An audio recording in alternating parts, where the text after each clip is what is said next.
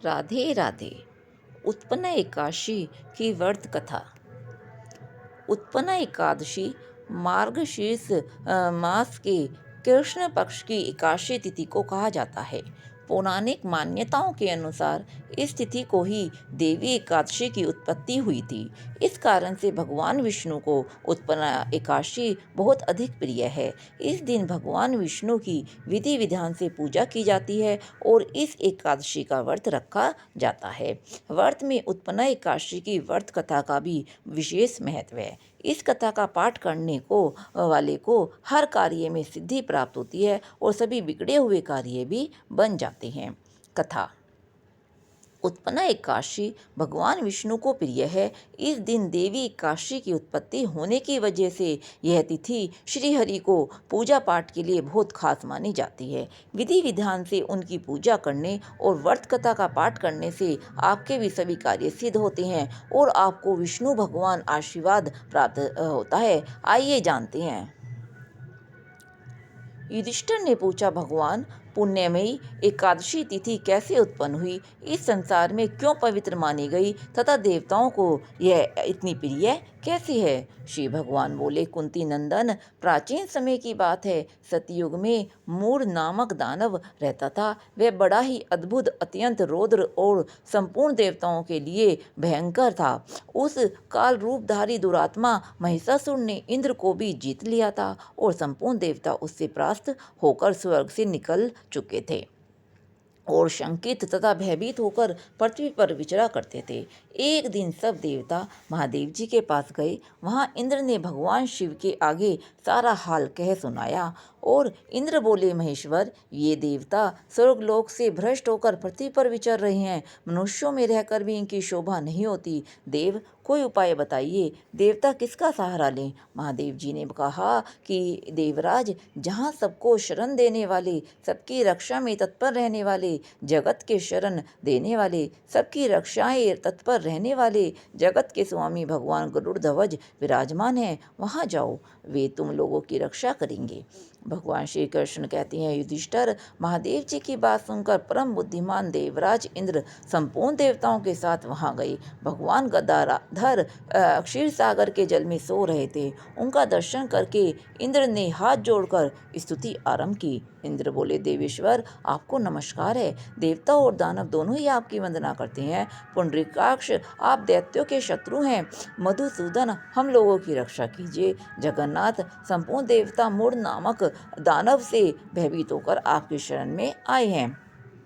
भक्त वत्सल, हमें बचाइए। देवेश्वर, हमें बचाइए। जनार्दन, हमारी रक्षा करो, रक्षा करो। दानवों का विनाश करने वाले कमल नयन, हमारी रक्षा करो। प्रभु, हम सब लोग आपकी समीप आए हैं, आपकी ही शरण में आ पड़े हैं। भगवान, शरण में आए हुए देवताओं की सहायता कीजिए। देव, आप ही पति, आप ने ही मति, आप ही कीर्ता और आप ही कारण है। आप ही सब लोगों की माता और आप ही जगत के पिता हैं। भगवान देवेश्वर, शरणागत वत्सला देवता भयभीत होकर आपके शरण में आए हैं। प्रभु, अत्यंत उग्र स्वभाव वाले महाबली मूर नामक दैत्य से संपूर्ण तूर देवताओं को जीतकर इन्हें स्वर्ग से निकाल दिया है। इंद्र की बात सुनकर भगवान विष्णु बोले, देवराज, वह दानव कैसा है, उसका रूप और बल कैसा है और उस दुष्ट के रहने पर का स्थान कहाँ है। इंद्र बोले, देवेश्वर, पूर्व काल में ब्रह्मा जी के वंश में तालडज नामक एक महान असुर उत्पन्न हुआ था जो अत्यंत भयंकर था। उसका पुत्र मूढ़ दानव के नाम से विख्यात है। वह भी अत्यंत उत्कृष्ट महापराक्रमी और देवताओं के लिए भयंकर है। चंद्रावती नाम से प्रसिद्ध एक नगरी है, उसी में स्थान बनाकर वह निवास करता है। उस दैत्य ने समस्त देवताओं को परास्त करके स्वर्ग से बाहर कर दिया है। उसने एक दूसरे ही इंद्र को स्वर्ग के सिंहासन पर बैठाया है। अग्नि, चंद्रमा, वायु, वरुण भी उसने दूसरे ही बनाए हैं। जनार्दन, मैं सभी बात बता रहा हूँ, उसने सब कोई दूसरे ही कर लिए हैं। देवताओं को उसने प्रत्येक स्थान से वंचित कर दिया है। इंद्र का कथन सुनकर भगवान जनार्दन को बड़ा क्रोध हुआ। वे देवताओं को साथ लेकर चंद्रावती पुरी में गए। देवतादि ने देखा दैत्यराज बारंबार गर्जना कर रहा है। उससे परास्त होकर संपूर्ण देवता दसों दिशाओं में भाग गए। अब वह दानव भगवान विष्णु को देखकर बोला, खड़ा रह। उसकी ललकार सुनकर भगवान के नेत्र क्रोध से लाल हो गए। वे बोले, अरे दुराचारी दानव, मेरी इन भुजाओं को देख। यह कहकर श्री विष्णु ने अपने दिव्य बाणों से सामने आए हुए दुष्ट दानवों को मारना आरंभ किया। दानव भय से विहल उठे। पांडुनंदन तत्पश्चात श्री विष्णु ने दैत्य सेना पर चक्र का प्रहार किया। उससे छिन्न भिन्न होकर सैकड़ों योद्धा मौत के मुख में चले गए। इसके बाद भगवान मधुसूदन बद्रिकाश्रम को चले गए। वहां सिंहवती नाम की गुफा थी जो 12 योजन लंबी थी। पांडुनंदन, उस गुफा में एक ही दरवाजा था। भगवान विष्णु उसी में सो रहे। दानव मुर भगवंता को मार डालने के उद्योग में लगा था। वह उनके पीछे लगा रहा। वहां पहुंचकर उसने भी उसी गुहा में प्रवेश किया। भगवान को सोते देख उसे बड़ा हर्ष हुआ। उसने सोचा, यह दानव का भय देने वाला देवता है, अतः निसंदेह मैं इसे मार डालूंगा। युधिष्ठिर का इस प्रकार विचार करते ही भगवान विष्णु के शरीर में एक कन्या प्रकट हुई जो बड़ी रूपवती, सौभाग्यशालिनी तथा दिव्य शस्त्रों से युक्त थी। वह भगवान के तेज से अंश से उत्पन्न हुई थी। उसका बल और पराक्रम महान था। युधिष्ठिर दानव राज मुर ने उस कन्या को देखा। कन्या ने युद्ध का विचार करके दानव के साथ युद्ध के लिए याचना की। युद्ध छिड़ गया। कन्या सब प्रकार की युद्ध कला में निपुण थी। वह मुर नामक महान असुर उसके हुंकार मास से राख का ढेर हो गया। दानव के मारे जाने पर भगवान जाग उठे। उन्होंने दानवों को धरती पर पड़ा देखा। पूछा, मेरा यह शत्रु अत्यंत उम्र और भयंकर था, किसको ने इसका वध किया? कन्या बोली, स्वामी, आपके ही प्रसाद से मैंने इस दैत्य का वध किया है। श्री भगवान ने कहा, कल्याणी, तुम्हारे इस कर्म से तीनों लोगों, मुनि और देवता आनंदित हुए हैं। अतः तुम्हारे मन में जैसी रुचि हो उसके अनुसार मुझसे कोई वर मांगो। देव दुर्लभ होने पर भी वह वर मैं तुम्हें दूंगा, इसमें तनिक भी संदेह नहीं है। वह कन्या साक्षात एकाशी ही थी। उसने कहा, प्रभु, यदि आप प्रसन्न हैं तो मैं आपकी कृपा से सब तीर्थों में प्रधान, समस्त विवरों का नाश करने वाली तथा सब प्रकार की सिद्धि देने वाली देवी हो जाऊं। जनार्दन, जो आप लोग आप में भक्ति रखते हुए मेरे दिन उपवास करेंगे उन्हें सब प्रकार की सिद्धि प्राप्त हो। माधव के लोग उपवास, नक्त अथवा एक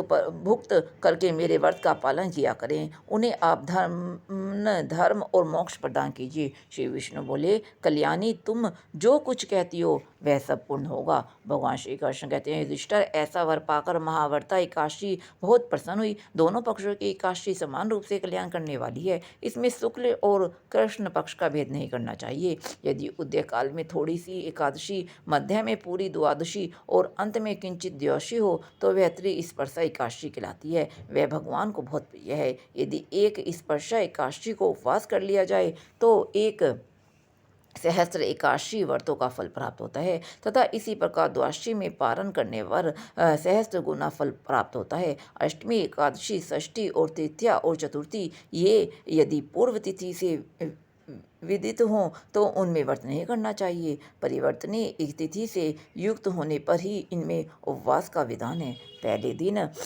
दिन में और रात में भी एकादशी हो और दूसरे दिन केवल प्रातःकाल एक दंड एकादशी रहे तो पहले तिथि का परित्याग करके दूसरे दिन के द्वादशी युक्त एकादशी को ही उपवास करना चाहिए। यह विधि मैंने दोनों पक्षों की एकादशी के लिए बताई है। जो मनुष्य एकादशी को उपवास करता है वह वैकुंठ धाम में, जहाँ साक्षात भगवान गरुड़ध्वज विराजमान है, जाता है। जो मानव हर समय एकादशी के महात्म्य का पाठ करता है उसे सहस्त्र गोदान के पुण्य का फल प्राप्त होता है। जो दिन या रात में भक्तिपूर्वक इस महात्म्य का श्रवण करते हैं वे निसंदेह ब्रह्म हत्या आदि पापों से मुक्त हो जाते हैं। एकादशी के समान पाप नाशक व्रत दूसरा कोई भी नहीं है, इसलिए एकादशी का व्रत अवश्य करना चाहिए। श्रीमन नारायण नारायण हरि हरि, ब्रह्म नारायण नारायण हरि हरि।